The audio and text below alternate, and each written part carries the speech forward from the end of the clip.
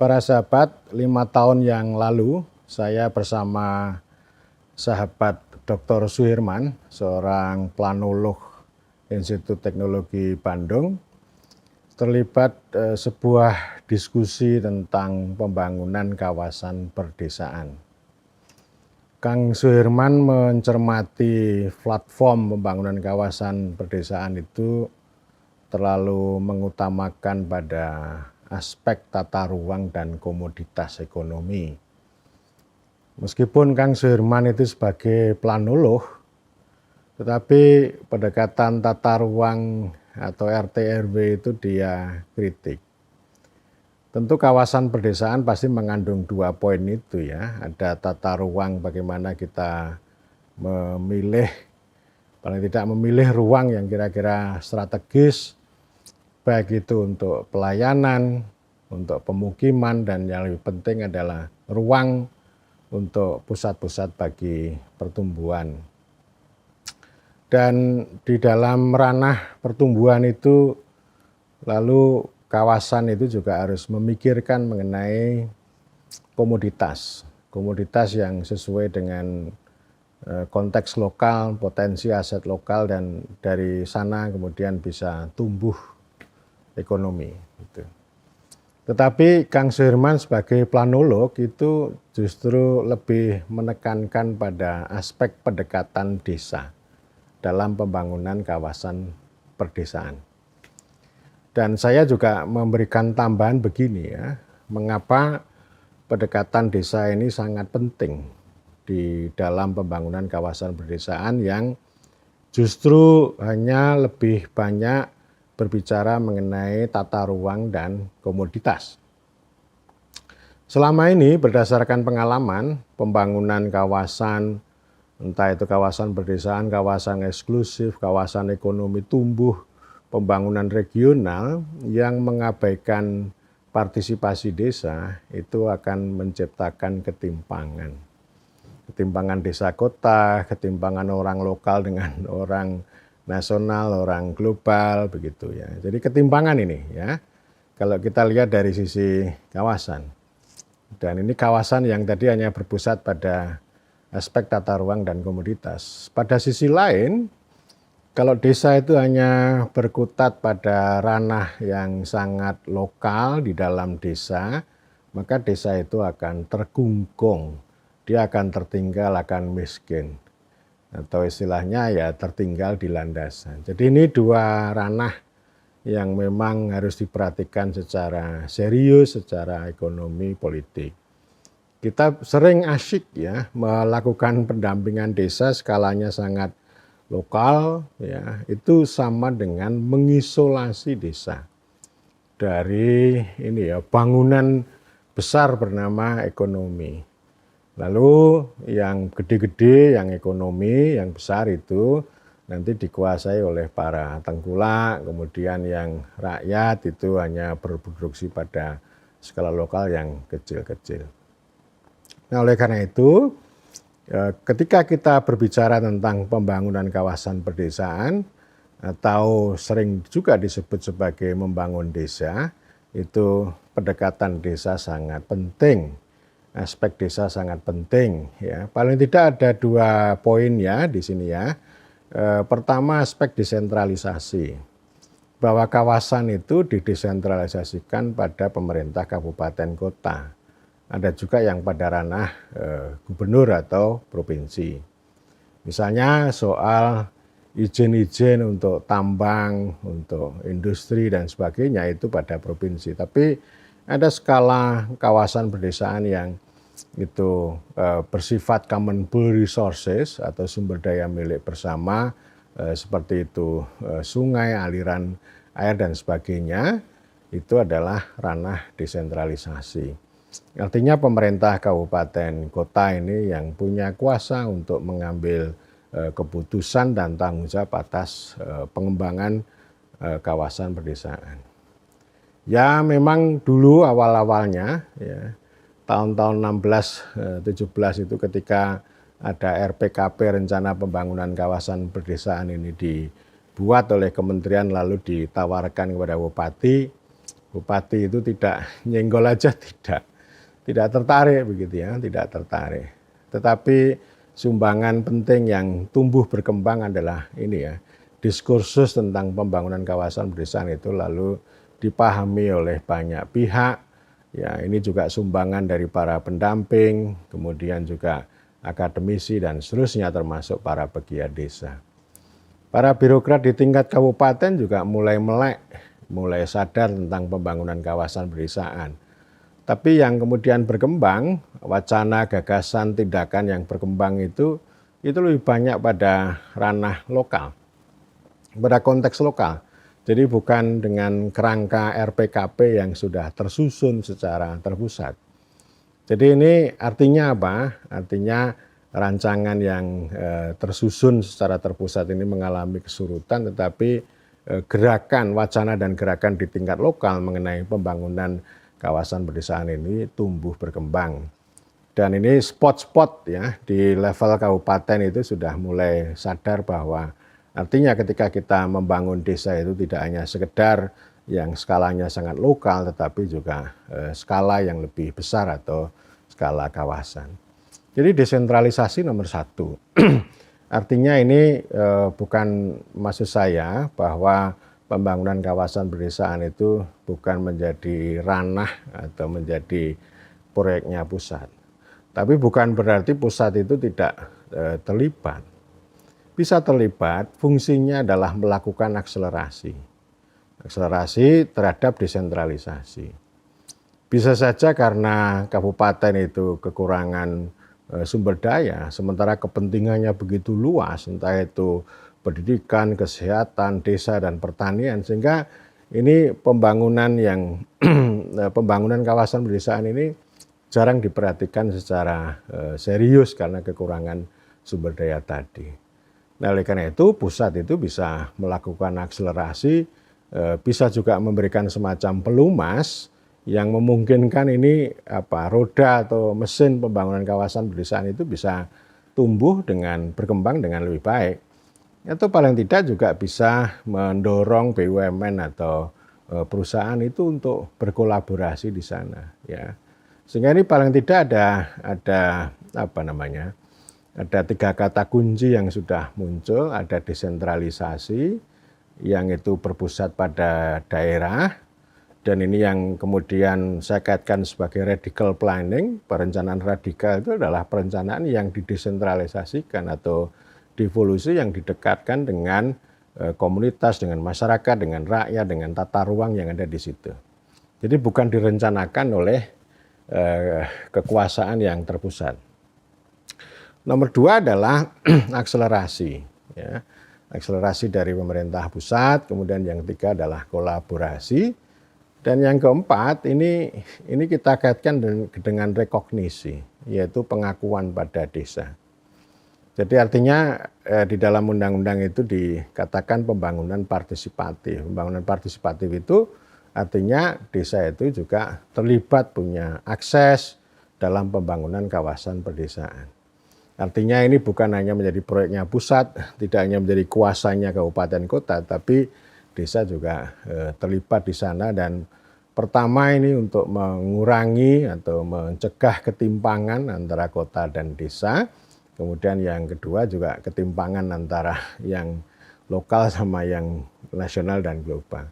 Jadi pelibatan desa itu untuk mengatasi ketimpangan. Dan yang kedua adalah ya mengangkat desa, memperkuat desa. Entah itu aktor-aktor borjuis lokal desa, kemudian asetnya itu juga bisa dimanfaatkan dengan baik gitu. Kemudian aksesnya ini yang penting ya, akses terhadap kawasan, akses terhadap proses distribusi, akses terhadap pasar dan seterusnya, itu sangat penting. Jadi artinya desa tidak hanya dikungkung pada skala lokal, tapi juga diberikan ruang untuk mengakses pada sumber daya yang lebih besar. Dan tentu ya yang keempat adalah arena ya. Entah itu arena produksi sampai kemudian juga distribusi. Jadi ini 4 poin ini yang saya sebut dengan ya ekonomi gotong royong lah. Sama juga kalau saya sedang berpikir tentang korporasi rakyat, konsolidasi desa, proteksi pemerintah, kolaborasi perusahaan, ini namanya juga gotong royong. Jadi nggak bisa itu hanya dilakukan sendiri, dan tentu ini semuanya saling tali temali, dan itulah pentingnya pendekatan governance gitu. Jadi Kang Suirman juga menekankan selain ada pendekatan desa juga ada pendekatan governance yang menghubungkan para aktor dan pembagian kerja yang lebih baik gitu. Nah, tentu pembangunan kawasan itu ada yang pembangunan kawasan pedesaan itu ada yang by nature, ya, secara alamiah gitu. Dan ini sudah melalui proses yang sangat panjang. Saya sering mengambil contoh bagaimana Jepara gitu ya, kemudian Temanggung, Wonogiri, dan juga ada contoh-contoh lain yang sering saya sampaikan. Misalnya di Kabupaten Poliwali Mandar, Sulawesi Barat itu ada small town, ada kota kecamatan bernama Wonomulyo. Ya. Namanya sangat Jawa banget karena memang ini tahun 37 ini ada proyek kolonisasi dari pemerintah kolonial mengirim orang-orang Jawa ke sana. Itu masih hutan belantara. Kemudian ya hanya berbekal yang sangat sederhana, bertahan hidup. Mereka membabat hutan, membuka hutan. Mereka harus berjuang 10 tahun, baru tahun 47 mereka bisa menikmati dari babat alas ini gitu ya, membuka hutan ini untuk hidup gitu. Tapi setelah itu ada pergolakan politik yang lama, ya ada ya pemberontakan di Sulawesi Selatan, kemudian ada penyusupan komunis dan sebagainya, dan mereka baru bisa menikmati hidup tenang itu pada mulai tahun 67. Itu kawasannya sudah terbentuk karena memang itu ada sejumlah desa yang dibuka ya, mulai dari desa persiapan kemudian menjadi desa definitif, itu ada beberapa desa, dan di sana lalu terbentuk Kecamatan Wonomulyo. Jadi Wonomulyo ini ya enggak ada perencanaan yang dari atas yang by design begitu, enggak ada. Jadi lebih banyak ini tumbuh kemudian menjadi rame. Nah, setelah rame ya ada proses-proses eksekusi tanpa harus menggunakan perencanaan yang canggih. Eksekusi itu ya misalnya ya di situ didirikan kantor kecamatan beserta organ-organ yang lain, lalu ada bank, ada pegadaian, ada pasar, ada terminal, macam-macam. Ya. Itu gejala yang umum di situ. Jadi artinya tidak melalui grand design gitu ya, tapi ini by nature. Dan itu Wonomulyo itu kota yang sangat mungkin paling ramai ya di Kabupaten Poliwali Mandar, lebih ramai daripada ibu kotanya begitu ya. Nah, ini yang by nature. Yang kedua adalah by design gitu ya. By design itu ya dirancang sedemikian rupa. Itu paling tidak ini ada kisah-kisah sukses juga. Dulu pada zaman Orde Baru itu ada UDKP, Unit Daerah Kerja Pembangunan. Ini memang proyek dari atas, tetapi ada semacam kolaborasi desentralisasi dengan daerah. Daerah nanti yang kemudian memilih tempat-tempat titik tertentu, ruang tertentu yang itu bisa menjadi pusat-pusat pertumbuhan. Lalu dibangunlah itu ya, istilahnya small town ya, kota-kota kecil ya, antara kota yang agak ramai dengan kota yang agak ramai, di tengah-tengah ini lalu ditumbuhi semacam kios, pasar, dan sebagainya. Jadi ada fasilitas publik, fasilitas ekonomi, sehingga ya orang mulai berkumpul di sana. Warisannya ya dalam bentuk-bentuk kios itu. Ada yang gagal, ada yang berhasil. Itu hal yang biasa ya. Tetapi poin yang mau saya katakan bahwa ini unit kerja daerah pembangunan ini secara umum itu menumbuhkan small town, kota-kota kecil yang dalam perjalanannya ini menjadi ramai. Lalu ada pemekaran daerah, ini menjadi kabupaten baru. Itu ada banyak tempat itu seperti itu ya. Nah, kembali ke sini ya. Kalau pendekatan desa itu kita utamakan dalam pembangunan kawasan pedesaan, itu maknanya apa? Ya.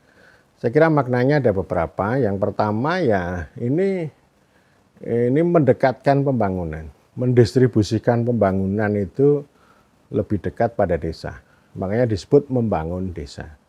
Jadi artinya pembangunan itu bukan bias kota begitu ya, tidak hanya dibangun di kota-kota atau sebagai perluasan kota, bukan.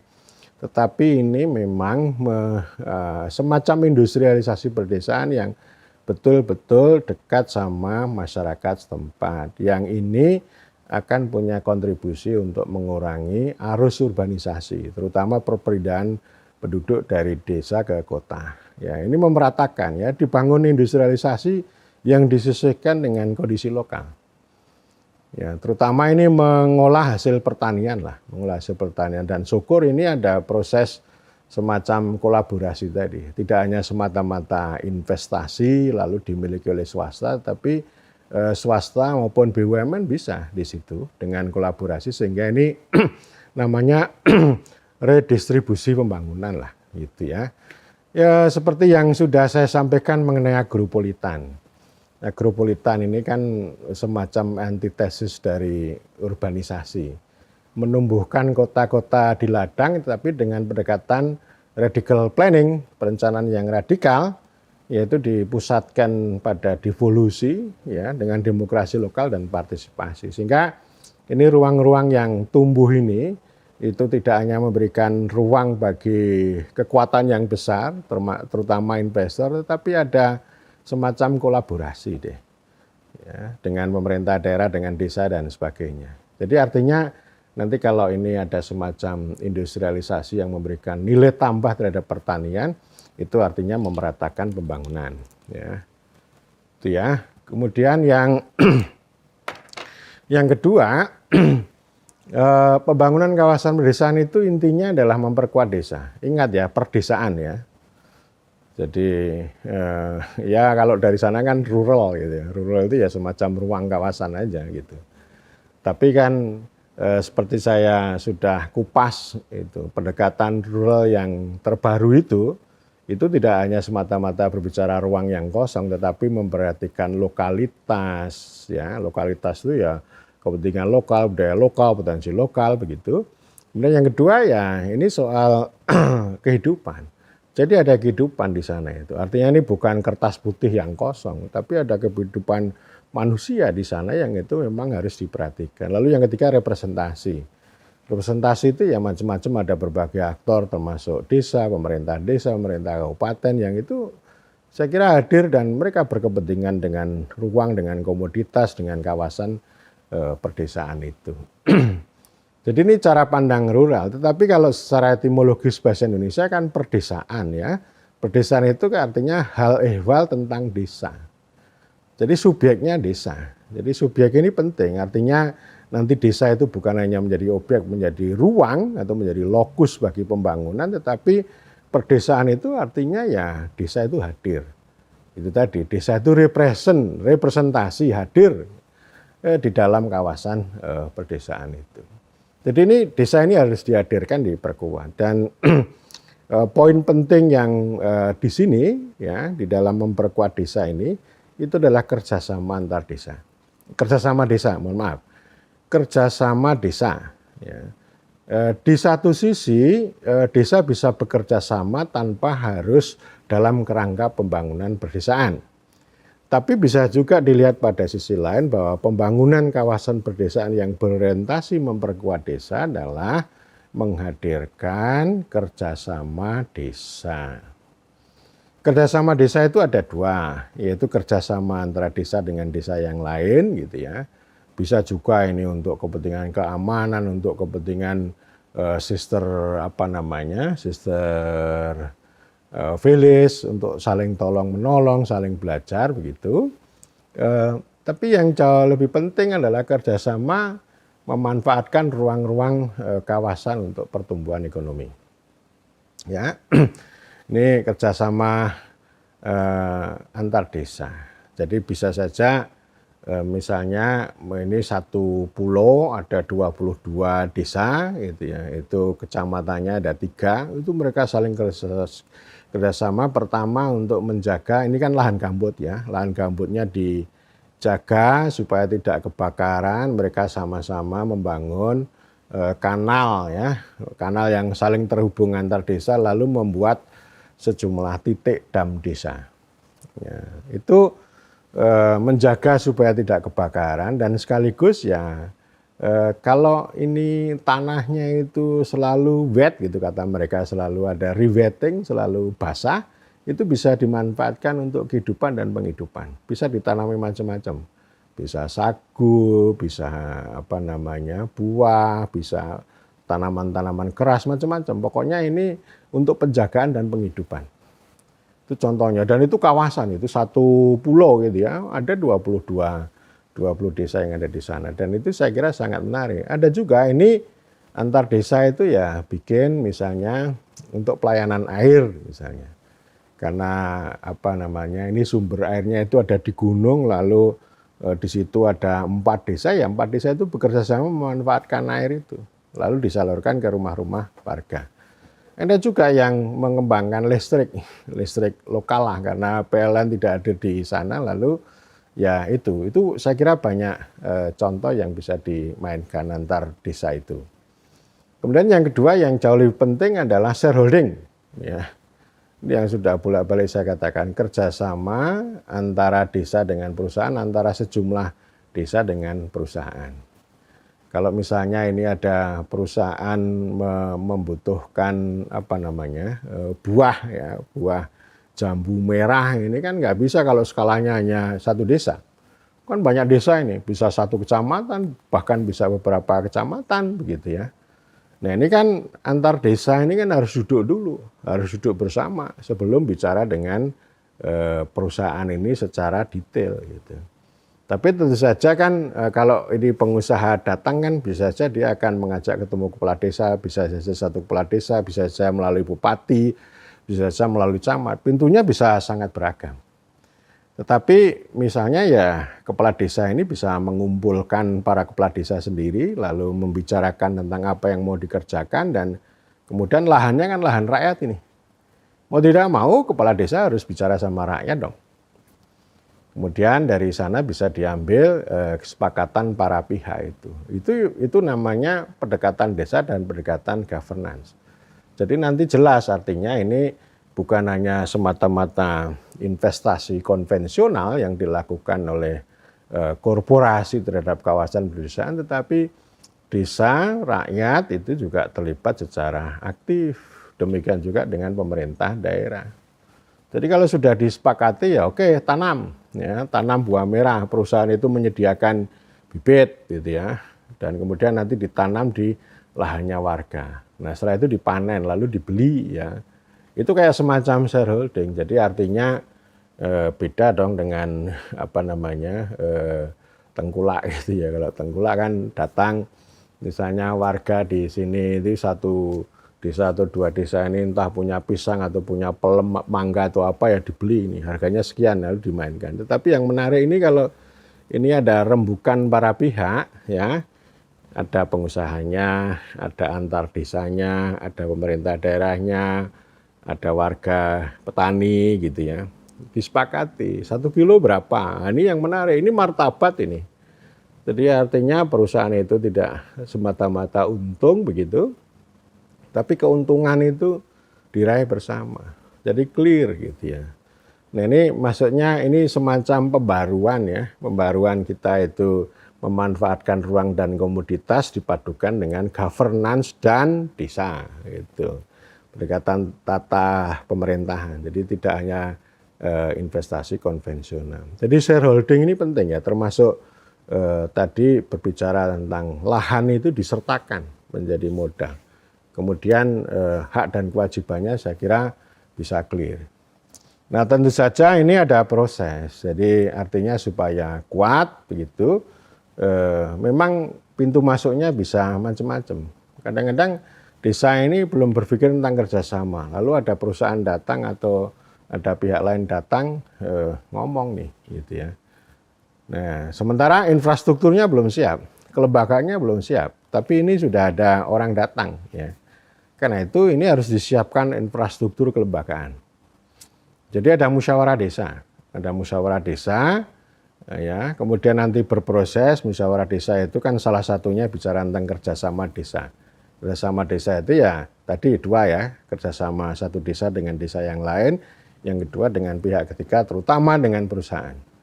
Ya itu prinsipnya di situ. Jadi desa itu paling tidak ini kalau satu kawasan ya masing-masing kan punya peraturan desa.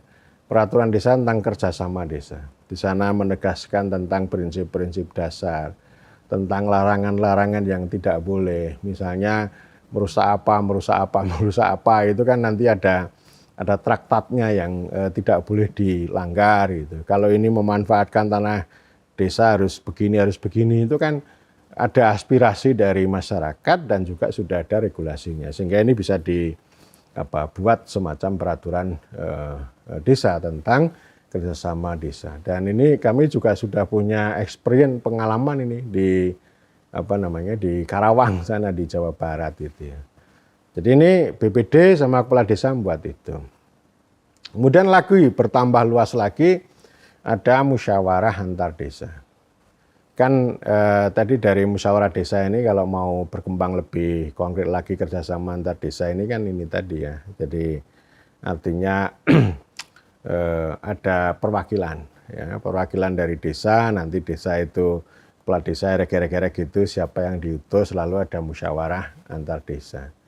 Dan musyawarah antar desa nanti antara lain melahirkan peraturan bersama, peraturan kepala desa. Peraturan bersama lah. Jadi di sana menegaskan hak dan kewajiban tanggung jawab sejumlah desa yang bekerja di situ begitu ya. Nah, lalu mereka bisa melakukan eksekusi gitu ya. Nah, di sisi lain itu tadi peraturan desa itu juga memayungi kerjasama satu desa dengan perusahaan, beberapa desa dengan perusahaan. Nah, kalau beberapa desa dengan perusahaan nanti juga pakai mekanisme musyawarah antar desa itu. Jadi nanti ada proses rembukan antara desa, antara sejumlah desa dengan perusahaan. Sama juga kalau misalnya satu desa dengan satu perusahaan. Itu juga kerjasama. Meskipun kalau satu desa dengan perusahaan itu tentu biasanya tidak terkait dengan kawasan perdesaan. Tapi yang sering muncul adalah pemanfaatan aset desa. Misalnya ada desa yang ini urban sangat ramai, punya lahan 3.000 gitu ya. Lalu kepala desanya berpikir, oh ini menarik ini kalau kita kongsian sama pengusaha SPBU gitu ya. Lalu mencari ketemu rembukan, tapi dia udah menyiapkan ini dulu peraturan desa tentang kerjasama desa. Rembukan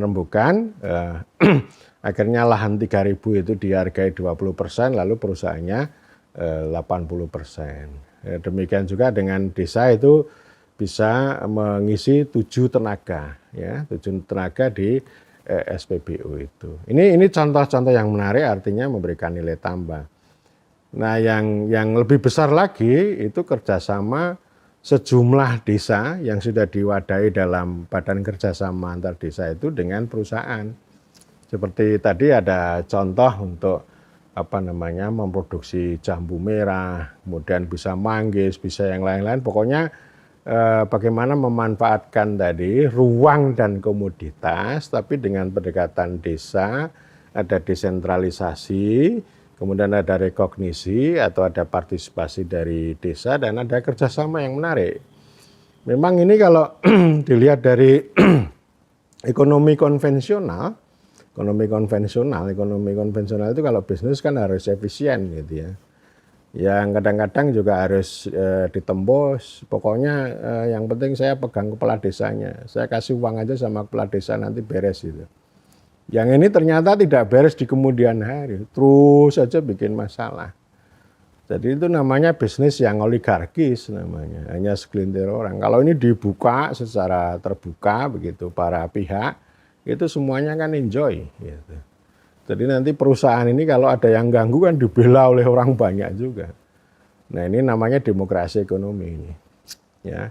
Terserah deh mau buah, mau sayur atau mau apa, tergantung pada kondisi konteks lokalnya masing-masing. Terserah aja, nanti mau memanfaatkan wisata juga bisa. Ini ada perusahaan, ini ada sejumlah desa, bisa pertanian kolektif, bisa ternak kolektif gitu, ternak yang skala besar, yang ini selalu saya impikan itu. Di banyak tempat ini ada potensi ternak, tapi kok nggak ada kawasan yang besar gitu ya, yang bisa mengembangbiakkan ternak dengan pola kolaborasi. Bisa antar desa, bisa juga dengan perusahaan gitu ya. Ya, saya kira ini maksud saya begitu, saya selalu mengingatkan bahwa kalau kita berbicara mengenai pembangunan kawasan pedesaan, jangan hanya bicara tentang ruang dan komoditas, tapi juga memperhatikan ini ya, governance itu dan pendekatan desa ini, sehingga ini akan memberikan sumbangan untuk demokrasi ekonomi ya. Demikian juga untuk memberikan sumbangan ruralisasi ya, tidak hanya urbanisasi terus tapi juga ruralisasi. Ruralisasi itu artinya ya membentuk desa, mengembangkan desa sebagai basis pertumbuhan, sebagai basis kehidupan dan penghidupan bagi masyarakat